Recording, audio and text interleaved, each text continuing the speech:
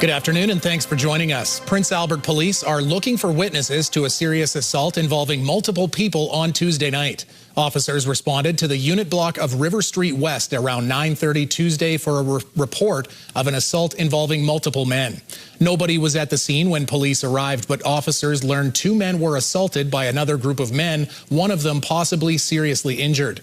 Police say the two men left in a gray Ford F-150 towing a boat covered by a tarp. Police are asking for dash cam footage or any information about the incident. Residents can submit a tip anonymously through Crime Stoppers. Pelican Narrows RCMP have charged 3 people after finding a gun and alcohol in a vehicle that had gone into the ditch. Around 5:30 on Monday evening, RCMP responded to a single vehicle collision on Highway 135. Police say the occupants of the vehicle were not injured, but a loaded handgun and open alcohol were seen in the vehicle. As a result, 28-year-old Marcy Ballantyne, 28-year-old Newton Ballantyne, and 21-year-old Saphira Linklater are charged with multiple firearms offenses. Saskatoon police are investigating the city's 9th homicide of 2026 after a man was found dead in an apartment earlier this week. Police responded to a welfare check around 7:30 Tuesday morning in the 2300 block of 17th Street West. A 27-year-old man was found deceased and an autopsy confirmed the death to be a homicide. The Major Crimes Unit is investigating. Anyone with information is asked to contact police or Crime Stoppers. The Kinsmen Foundation says a cybersecurity breach from the spring was worse than they originally thought. In April, the foundation, which runs the annual Telemiracle fundraiser, said a third party accessed some of its systems and got a hold of donors' personal information. The foundation says an investigation revealed some people had their social insurance numbers and health information accessed as well. It says there's no evidence personal information has been misused, and it's working to notify everyone personally who had been affected. Cybersecurity experts say once the information's out there, not much can be done to safeguard it.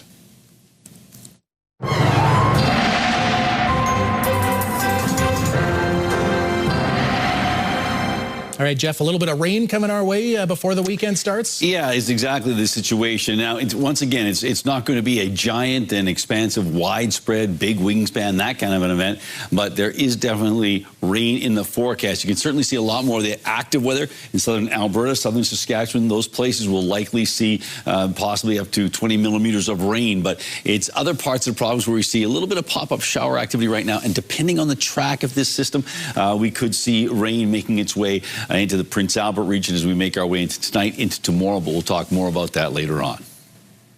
Despite the city of Regina's decision to allow a tent city to remain in one of its parks, Saskatoon's mayor doesn't see that happening in her city. Last week, the city announced it would not tear down the encampment at Pepsi Park. The last time tents were set up in Pepsi Park, the city promptly took it down and moved the residents into a newly created emergency shelter. Some in Saskatoon say they would like to see the city follow the lead of Regina, but Mayor Cynthia Block says there's no plan to do that in Saskatoon due to safety concerns. The data is quite convincing that we should be very careful about allowing that type of way for people to live in our city if we know that it's going to cause harm. But having said that, I also understand the cities are trying very hard to do better to make sure that people are supported in their communities as we are. One resident plans to start a petition to get a sanctioned tent city in Saskatoon. Cool weather last week meant slower harvesting for some farmers, but decent crop quality in regions that had been too dry and too hot. In the latest crop report, expected rain should help topsoil moisture, which is 48% adequate and 43% short. Harvesting progress is furthest along with winter cereals at 18% complete and fall rye at 27%. The Ministry of Agriculture says the provincial harvest progress is at 2% complete. A 7-year-old boy in Saskatoon is being called a hero after alerting his elderly neighbors of a fire next door. Jace was playing in his front yard along Avenue B North when a couple of weeks ago he saw flames coming from the house next door. He ran 2 houses down and alerted his neighbor Connie Seibel that the house next to it was on fire. Seibel says she and her 91-year-old mother were able to get to safety thanks to the quick thinking of young Jace. And me and my but I shot it together, and I went and told that lady. He was just so matter-of-fact and so calm, and he's the first one that noticed the fire, so he was on the ball and knew what to do. Seibel says it's amazing what children learn and how quick they can kick into action. When we come back, a call to open your home to hockey players. The Prince Albert Raider Northern Bears are looking for billet families ahead of a new hockey season.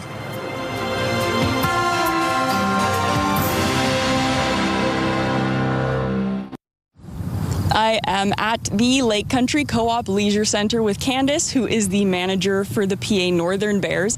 They're looking for some more billets for this upcoming season. Hi, Candace. How's it going? Good, thank you. Thank you for having me. So when we're talking about a billet, like what sort of households are we looking for here? Households we're looking for are basically any family that is willing to take in one of our girls and include them in their family. We have very student athletes, and so they need to be welcomed into a home that's, caring and has all the right facilities and everything for them that they could do to prosper and get nurtured here in the city. Since we might be talking to some potential billets with this interview, could you just kind of give an explanation of who the Bears are as a team? Sure. The Bears are a AAA organization, 15, 16, 17-year-olds. The majority of them will go on to play hockey in a different career, as long as usually with schooling, and they always do schooling as well. We're very student focused. Grades are very important. For the last couple of years, we've had girls win the Scholastic Award within the league, and we are just a Bears family. Once a Bear, always a Bear. How many billets are the Bears looking for this year? Right now we're looking for 4 more billets. We've had 2 girls that have stayed together previously, so they would of course like to stay together, but in saying that, it may not be feasible in some ways, so for sure 4 would be wonderful if I could find 4 more families for them. And you've been a billet yourself. Is there anything people might need to know about before they get into it? A lot of people think billeting is a lot of work. These girls are busy, usually 7 days a week. They have very busy schedules. They do dry land, they do on ice, they do off ice, they do meeting, we do community work, we do volunteer work. So they have a busy schedule, so people are always under the assumption how much work they think it's going to be, whereas they usually need to they integrate into your family. The biggest thing, right, is making sure there's some groceries in the fridge and probably cooking the odd time for them. But in saying that, it is not as much work as we think it is. And it is so fulfilling and rewarding at the end of the day. There's been lots of girls who we've billeted over the number of years who we have stayed in contact with, as well as their parents. And the girls come back and we visit and we meet their kids and you go to watch them play other sports, and they do certainly become part of your family, which I think is very intriguing for lots of people. So it's a great experience, and I just can't say enough about it. That's good to hear. What kind of space does a kid need for like a billet house? Usually the billets just require a bedroom with a bed, dresser, possibly a desk because they are student athletes. But other than that, just, a loving, caring space where the girls can nurture within and grow in their hockey year. And what is the process of selecting suitable, responsible billets and then pairing them with the girls? So our billets need a criminal record check because we do have minors going into their household. For the most part, then I would go and have a look at the house just to make sure everything was good in order for the girls to go. And our coaches are very good at managing some personalities and where they would think billets would fit good. We talk to the billet parents and see, what they're looking for. If they want somebody a little busier or a little more outgoing than somebody a little more quiet, we try and fix them, up with the best possible choices for both of them. Is there anything that you would say to someone who's maybe never billeted before, but they're thinking it might be a good choice for their family, to kind of encourage them to take that next step? Do it. I can't say enough the experiences that the girls have had. And my family, we started 14 years ago. My daughter was young, and she grew up with the bears and billets. So they become my winter daughters, I call them, and do it. Take the plunge, because you will find it's very rewarding and you have lifelong friends. All right, well, sounds good. Thank you very much for coming out and speaking to me about it. Good. Thank you so much for having me, Jasmine. Still ahead on the program, Jeff looks at current and future weather conditions for the region. And an Edmonton hospital hopes its hernia program can help people across the country.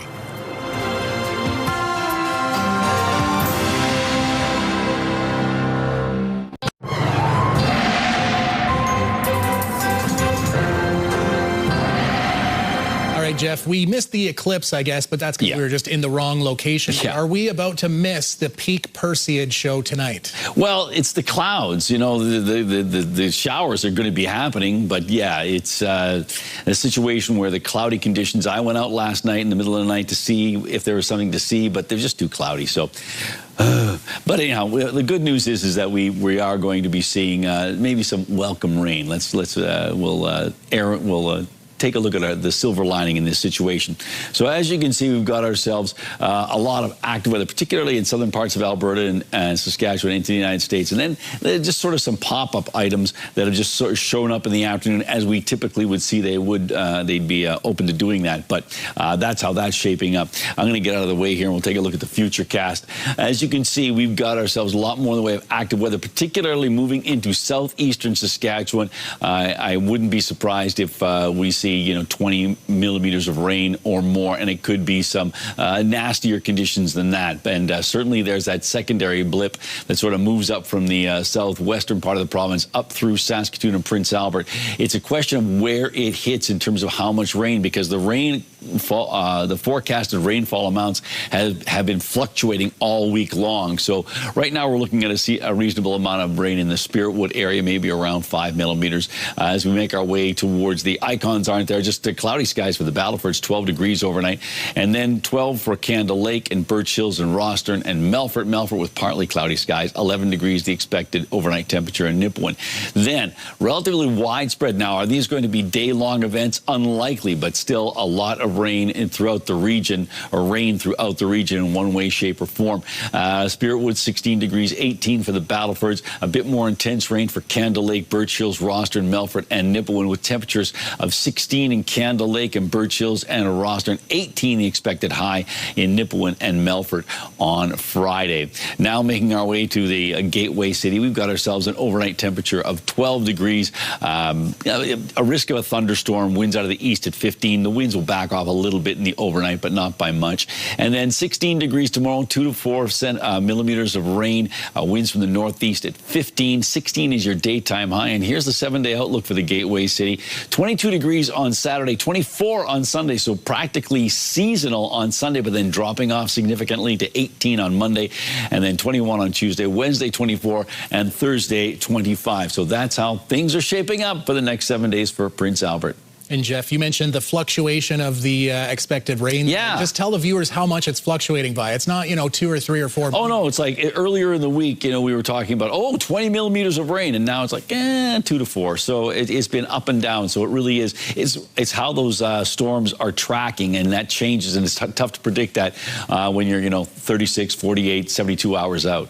That's how you cover all your bets, right, Jeff? You got it. There you go. All right, well, the Saskatoon Berries are headed to the WCBL Championship Series thanks to a 5-run third inning last night against Moose Jaw. And it's 3-2 for the Berries, with Nathan Houston now up. He'll hit this one back up the middle, base hit. 1 run in. Rounding third and coming home is Nick Stinson. Nathan Houston went 2 for 4, including that 2 RBI double that gave Saskatoon the lead. Nick Stinson drove in 3 runs as the Berries win 7-4 again, sweeping the Moose Jaw Miller Express. The win gives the Berries their first appearance in the WCBL final. The Berries will take on the Sylvan Lake Gulls. Game 1 is Saturday in Sylvan Lake. Game 2 in Saskatoon goes on Sunday. 156 of the top amateur golfers in Canada are in Regina this week, competing at the 2026 Canadian Junior Boys Championship. Damian Smith has more from Wascana Country Club. Some of the best young golfers in Canada are getting into the swing of things at the Wascana Country Club, this year's host course of the Canadian Junior Boys Championship. These kids have aspirations and dreams to play at a higher level, whether that's at college or, some sort of professional, and this is their starting point for doing that. Ottawa's Chase Jerome is one of those athletes playing on the Regina course for the first time. It's a pretty simple golf course. Like, the greens are really good, so that's nice. The greens are really good and fast. I've seen greens like that before, but it's always fun to play on good greens. Jerome has played the sport since he was 8 years old, discovering his talent at an early age. Kind of young, I was just winning a lot of the local events and moved up to provincial, won there, and then just kind of all over Canada and U.S. At 17 years of age, Jerome is one of the youngest golfers in the field, an experience he hopes to use down the road. When you're young, you kind of want to play as much as you can and get just kind of reps in tournaments and understanding what it's like to play in tournaments and how it's different than a regular round. For the Wascana Country Club, it's their first time hosting a national tournament since 2018. That tournament was a historic one where Canadian golfer Brooke Henderson won the CP Women's Open, being the first Canadian to win on home soil since 1973. Brooke Henderson finished the game right over here. I was standing at the 150-yard line with my husband and one of the other co-chairs, and it was a big deal. It was a big deal to have a Canadian win here in Regina. Of the 156 athletes competing, 12 of them are from Saskatchewan, and several are expected to make the weekend cut, including Swift Current's Maddie Schmeis at 1 over par. Damian Smith, CTV News, Regina. The CEBL's Best of 3 Championship Series will now be a one-game winner-take-all after serious problems on the court last night in Brampton.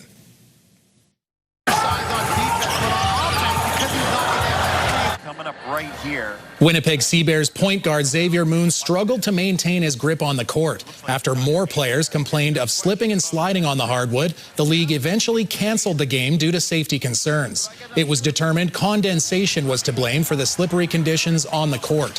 What was supposed to be Game 2 of a possible 3 Saturday will instead be the deciding game for the CEBL title. The Sea-Bears and Honey Badgers tip off at 2:30 Saturday on TSN. Do you have a community event you would like to promote? Or maybe you'd like to draw attention to your organization. Let your local CTV station help you spread the word. Contact us at 306-922-6020 or email panews@ctv.ca. You can appear on CTV Prince Albert's News at 5 and get your message to our viewers.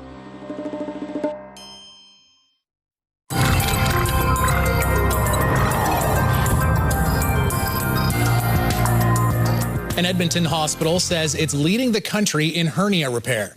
Noah Rashog explains how it hopes a new program will help doctors from coast to coast. And I felt like there was hope, like I had hope. Corey Coyne is a big hugger. I am a huggy person, I am. But after she developed a hernia the size of a basketball, she lost that ability. I felt like, how am I going to do this? I'm going to have to live on major painkillers for the rest of my life and adjust the way that I live. A hernia is when internal organs break through the abdominal wall and begin to push up against the skin, causing immense discomfort and digestive issues. I went from somebody who had a very full life to somebody who did nothing. I went to work. That is something that I continue to do, but that's the only thing that I continue to do. Coyne was initially told nothing could be done. But these more complex incisional hernias are in unusual places and places where not every surgeon operates very frequently.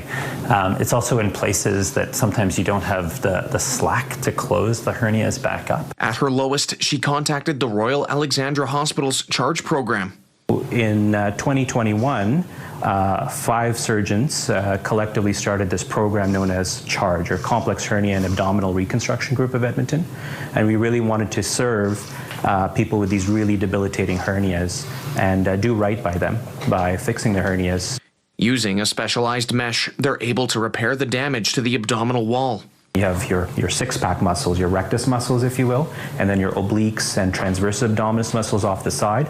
And we're manipulating them such that we can move them around, shift them together, and put a big, massive piece of mesh that kind of covers your whole abdominal area. Charge has gotten dozens of referrals as the word spreads.